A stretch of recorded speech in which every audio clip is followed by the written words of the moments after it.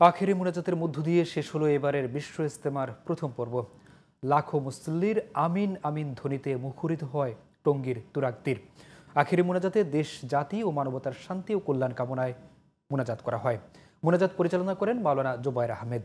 3 দিনের ইজতেমা শেষে লাখো মুসল্লি ফিরছেন নিজ নিজ গন্তব্যে। প্রতিনিধিদের পাঠানো তথ্যচিত্রে বিস্তারিত জানাচ্ছেন ফরিদুর রহমান। ৫৮তম বিশ্ব ইজতেমার প্রথম পর্বের আখেরি মোনাজাতে অংশ নিতে ঘন কুয়াশা উপেক্ষা করে ভোর থেকে লাখো মুসল্লি জড়ো হন কহরদরিয়ার তীরে। টঙ্গী ইজতেমা ময়দানে আখেরি মোনাজাতের জন্য আমরা যাইতেছি। সকাল ৯টা ১১ মিনিটে শুরু হয়ে প্রায় ২৪ মিনিটের এই মোনাজাতে নিজের গুনাহ মাফ আর দেশ ও মানবতার কল্যাণ কামনায় মহান আল্লাহর দরবারে চোখের পানি ফেলেন মুসল্লিরা।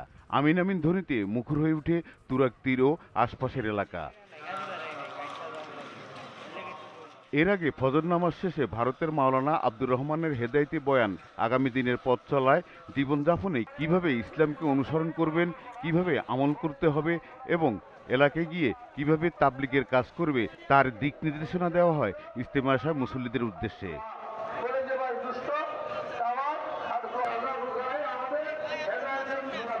মোনাজাত শেষে আবার ফিরতি মানুষের স্রোত যার যার গন্তব্যে। সবার একটাই চাওয়া, শান্তি থাকুক দেশ ও সারা পৃথিবীর মানুষ। আমাদেরকে মাফ করে, আমাদেরকে হেফাজত করে, আমরা যাতে ভালো পথে থাকতে পারি। দেশ নতুন করে স্বাধীন করার কারণে আমরা আজকে অনেক খোলামেলা ভাবে আসতে পারতেছি। এই জন্য আমরা আল্লাহ তাআলার কাছে চিরকৃতজ্ঞ।